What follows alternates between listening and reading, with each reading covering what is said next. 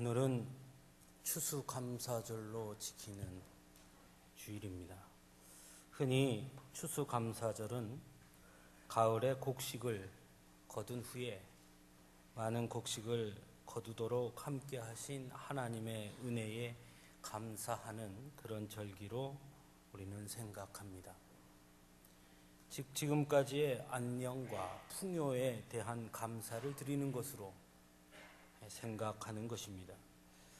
그래서 비록 오늘날에는 실질적으로 농사를 짓지 않음에도 불구하고 지난 1년 동안 베풀어 주신 하나님의 은혜, 즉 건강과 안녕에 대한 감사를 표현하고 그 감사를 하나님께 드리는 절기를 우리는 추수감사절이다 이렇게 생각합니다. 하지만 성경을 통해서 보게 되는 감사절은 오늘날 우리들이 생각하는 그런 감사와는 조금 다르다는 것을 우리는 발견하게 됩니다.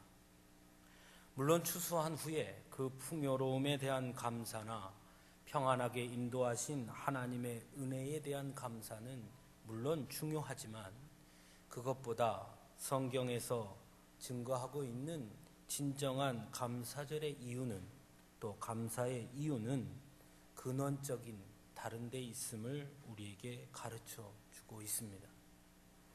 이것은 성경에 처음 감사절이 제정되게 된 것을 봐도 분명하게 알 수 있습니다.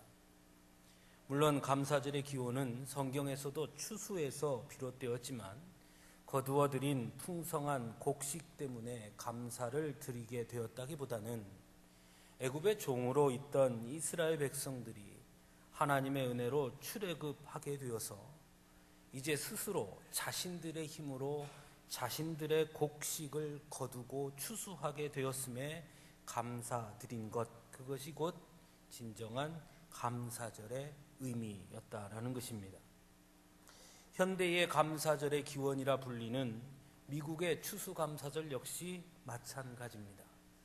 청교도들이 미국으로 건너가 어려운 시련 끝에 추수를 하게 되면서 감사절을 지키게 되었지만 그 안에 있는 더 큰 의미는 신앙의 자유를 누릴 수 있는 땅으로 이끄셔서 이제 그곳에서 마음껏 하나님을 찬송하며 농사를 지었고 또 그 추수를 거두어서 하나님께 드릴 수 있게 되었다는 것, 그것에 대한 감사가 더 크고 중요했다 할 수 있는 것입니다.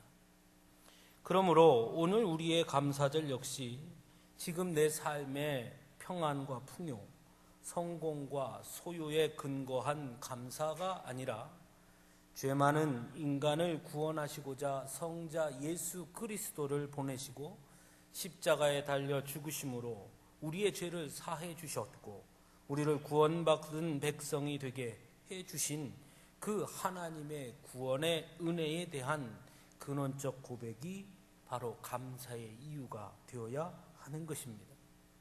그래서 지난 1년 동안 하나님이 내려주신 건강과 재물과 행복에 대해서도 감사해야겠지만 비록 건강하지 못하더라도 재물이 없이 가난하다 하더라도 우리는 하나님께 감사할 수 있어야 하는 것입니다. 올해 감사절을 맞이해 우리 사회의 분위기는 참으로 어두운 것이 현실입니다. 얼마 전에는 또 담양에 있는 펜션에서 불이 나서 젊은 대학생들이 목숨을 잃었습니다. 이런 사건, 사고들이 매일 들리는 그런 현실 속에서 우리가 무엇을 가지고 하나님께 감사할 수 있을까? 아마 우리의 현실만 바라보면 감사할 제목보다는 불평하고 원망할 것들이 더 많은 것이 사실입니다. 그럼에도 불구하고 우리가 감사해야 하는 것은 그 감사의 이유가 그런 현실적인 것에 있는 것이 아니라 구원의 은혜에 대한 고백이 되어야 하기 때문에 감사할 수 있어야 하는 것입니다. 오늘 우리가 함께 읽은 누가복음 본문을 통해서도 우리는 감사의 근원이 무엇인지를 깨닫게 됩니다. 오늘 본문은 나병 환자들이 주님의 말씀대로 제사장을 찾아가다가 그들의 병이 깨끗하게 나은 사건을 기록하고 있습니다. 그런데 모두 10사람이 다 깨끗하게 나았는데 그중 한 사람만 와서 예수님께 감사를 드립니다. 참 이상하지 않습니까? 왜 나머지 9명은 예수님께 감사를 드리러 오지 않았을까? 저는 오늘 본문을 보면서 그 생각을 깊이 해보게 됐습니다. 분명 그들은 모두 예수님께서 마을에 들어서사 우리를 불쌍히 여기소서 외치며 자신들을 고쳐줄 것을 간곡하게 부탁했고, 예수님께서 하신 말씀대로 순종하여 제사장들에게 자신들의 몸을 보이러 가던 중에 깨끗함을 받게 되었습니다. 그렇다면 예수님께 찾아와 감사를 드리는 것이 인간의 당연한 도리 아니겠습니까? 하지만 그들은 예수님께 오지 않았습니다. 저는 이들의 모습을 보면서 역설적으로 감사라는 것이 결코 조건적일 수 없다는 것을 깨닫게 됩니다. 여러분, 삼풍백화점 사건을 기억하십니까? 삼풍백화점이 무너져서 많은 119 대원들이, 구조대원들이 그 삼풍백화점에 깔려있는 사람들을 구조하기 위해 달려갔습니다. 어느 구조대원이 하는 이야기입니다. 본인이 40여 명을 등에 들쳐 업고 한 명씩 한 명씩 총 구조한 사람이 40명 정도 된다고 그럽니다. 그런데 그 40명 중에 단 한 사람, 정확하게 13번째 나온 여인 한 사람만 그 구조대원에게 고맙습니다, 감사합니다, 정말 고맙습니다, 정말 감사합니다 라고 했다라는 것입니다. 그러니까 40명 중에 39명은 아무런 말도 하지 않았다는 것입니다. 그러니 10명 중에 9명이 감사하지 않았다 한들 뭐 그렇게 크게 다른 이야기는 아니다라는 생각도 하게 됩니다. 만일 정말 감사가 조건적인 것이라면 자신들의 병을 고쳐주었으니 당연히 감사하는 것이 마땅한 것입니다. 하지만 그들은 예수님께 감사하지 않았습니다. 그들은 자신들의 병이 나았다는 사실에만 매몰되어서 오히려 기뻐 뛰며 가족에게 뛰어갔을 것입니다. 그들은 병이 낫는 순간 그 은혜가 누구로부터 왔는지를 잊어버린 것입니다. 이러한 모습은 오늘날 우리가 하나님께 감사하지 못하는 이유와 일편 비슷하지 않은가 생각해 보게 됩니다. 우리는 하나님 앞에 복 주시기를 간구합니다. 그리고 그 복을 주시면 우리는 하나님께 감사할 것이라고 생각합니다. 하나님, 내게 건강을 주십시오. 하나님, 내게 물질을 주십시오. 하나님, 내게 좋은 직장을 주십시오. 하나님, 내게 좋은 배우자를 주십시오. 이번에 수능 시험을 본 학생들은 하나님, 내게 좋은 대학을 주십시오. 간절히 기도합니다. 마치 그것들만 하나님께서 주시기만 한다면 하나님께 큰 감사를 드릴 것처럼 그렇게 생각하고 실제로 그렇게 말합니다. 하지만 정작 건강이 주어지면 산으로 들러 다니기 바쁘고 내일 하기에 바쁩니다. 정작 직장이 주어지면 직장 생활에 매몰되어 오히려 하나님을 잊어버립니다. 배우자를 주시면 그저 가족에 빠져서 하나님은 항상 뒤로 미루어지기가 일쑤입니다. 정작 물질을 주시면 그 물질을 가지고 내 기쁨, 내 쾌락, 내 즐거움을 위해 쓰느라 바빠 하나님은 항상 뒤로 미루어지게 됩니다. 마치 오늘 본문에 나타나는 9명의 사람과 조금도 다르지 않다는 것입니다. 그러니 우리가 감사하지 못하는 것은 하나님께서 우리에게 주시지 못해서 우리가 하나님께 받은 것이 없어서 감사하지 못하는 것이 아니라 사실은 하나님이 우리를 사랑하신다는 사실을 잊고 있기 때문에 감사하지 못하는 것입니다. 오늘 본문에 그러나 단 한 사람은 자신의 병이 나은 것을 알게 된 후 예수님께 돌아와 엎드려 감사를 드립니다. 오늘 본문에서는 그가 사마리아 사람이라고 분명하게 기록하고 있습니다. 누가복음의 저자인 누가는 그가 사마리아 사람이라는 사실을 매우 강조하고 있습니다. 왜 그가 사마리아 사람이라는 것이 그토록 중요한 것일까요? 바로 거기에는 이유가 있습니다. 어쩌면 사마리아 사람이기 때문에 그는 예수님께 감사할 수 있었는지도 모르겠습니다. 그 당시 사마리아 사람들은 스스로 하나님께 버림받은 사람이라고 여겼습니다. 실제로 유대인들은 사마리아 사람들을 가리켜 개라고 그렇게 취급했습니다. 즉 인간 대접을 하지 않은 것입니다. 하나님께서 버린 사람들이다라고 생각했던 것입니다. 그런 사마리아 사람인 자신이, 더군다나 나병까지 든 자신을 예수님께서 외면치 아니하시고 그의 간구와 외침을 들으셨고 응답해 주신 것이 바로 이 병이 나은 사마리아 사람인 것입니다. 병이 나은 사마리아 사람은 그러므로 단순히 병이 나았다는 사실보다는 더 중요한 것은 자신이 다른 유대인들과 함께 같은 자리에 서 있었고 같은 자리에서 주님의 음성을 들었고 동일한 은혜를 자신에게도 부어주었다는 사실에 감격한 것입니다. 즉 자신이 버림받은 자가 아니라 하나님의 백성으로 받아들여졌다는 사실이 그는 감격스러웠고 그래서 그는 예수님께 돌아와 감사할 수 있었던 것입니다. 오늘 본문에도 그는 병이 낫자 하나님께 영광을 돌렸다라고 기록하고 있습니다. 아, 이제 나도 하나님의 백성이 되었구나. 하나님께서 나를 버리지 아니하셨구나. 하나님께서 나도 사랑하시는구나. 그는 그것을 깨닫게 된 것입니다. 그래서 그는 예수님께 찾아와 엎드려 감사합니다. 그런 그를 본 예수님은 그에게 더욱 확실하게 믿음이 너를 구원하였느니라 말씀하심으로 그의 구원을 확인시켜 주십니다. 그래, 너도 구원받은 백성이다. 너도 하나님의 자녀다. 너도 하나님께서 사랑하신다 라고 확인시켜 주신 것입니다. 이처럼 9명과 사마리아인 한 사람의 차이는 다른 데 있지 않았습니다. 동일하게 병이 들었고 동일하게 병 고침을 받았습니다. 그러나 한 가지 다른 것이 있었습니다. 그것은 곧 사마리아 사람은 구원에 대한 감격과 고백이 있었다는 것입니다.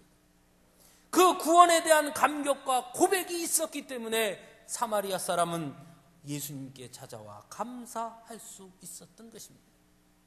오늘날 우리가 감사를 잃어버린 것은 곧 구원에 대한 감사와 감격과 고백을 잊어버렸기 때문은 아닌가. 그래서 우리는 생각해 봐야 하는 것입니다. 그저 눈앞에 보이는 현실적이고 기복적인 축복에만 매몰되어 있어 건강, 물질, 출세, 성공 등 현실적인 조건이 갖추어져야 감사하려고 생각하기 때문에 구원의 감격과 고백은 잊어버리고 자꾸 다른 사람들과 비교하고 세상의 것과 비교해서 나는 아직 더 많은 것을 받아야 된다고 생각하기 때문에 감사가 아니라 불평과 원망이 더 많아지는 것은 아닌가 하는 것입니다.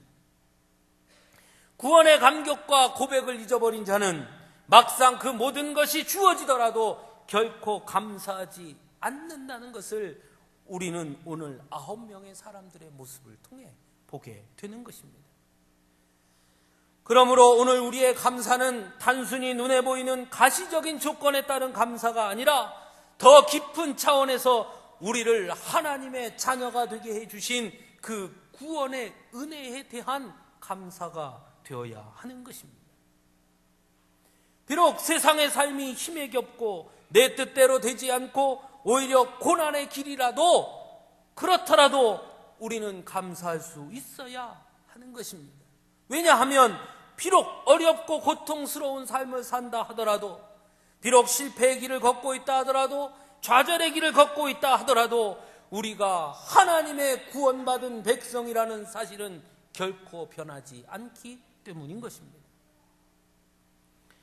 사랑하는 성도 여러분, 다윗은 참 많은 고난을 겪은 사람이었습니다. 수없이 쫓겼고 수없이 배신당했고 수없이 고통스러운 삶을 살아야 했습니다.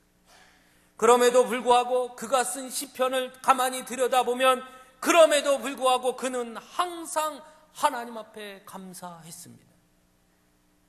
우리가 잘 아는 스데반 집사는 순교 직전까지도 돌에 맞으면서도 오히려 하나님 앞에 감사했습니다. 사도 바울은 어떠합니까? 사도 바울 역시 너무나 많은 고초를 겪은 사람이었습니다.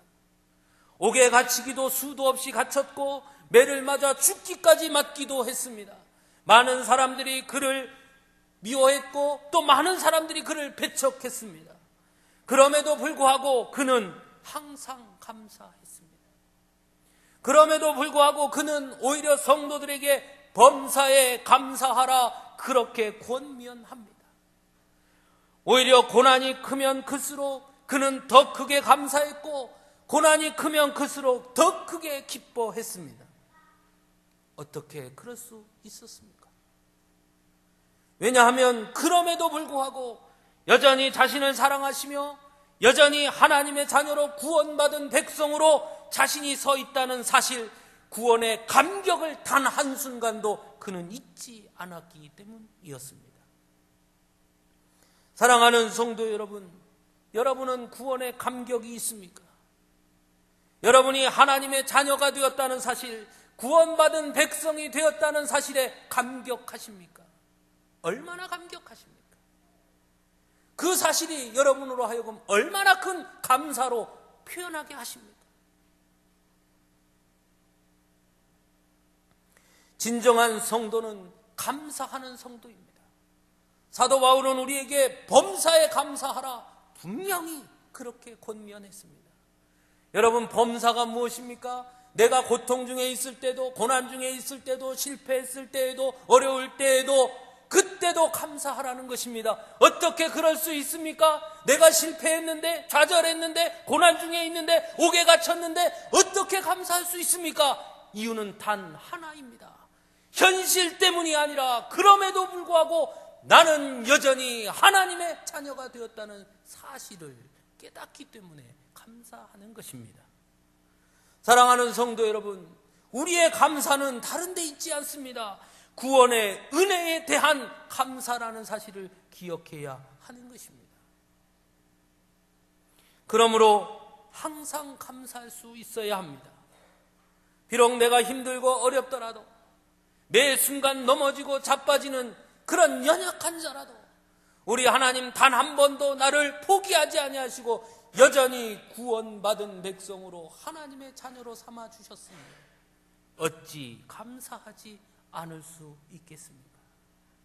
몸이 연약하십니까? 가난하십니까? 형편이 어렵습니까? 거꾸로 생각해 보십시오. 그럼에도 불구하고 부자를 제껴두고 가난한 나를 하나님의 자녀로 삼아 주셨으니 감사한 일 아니겠습니까?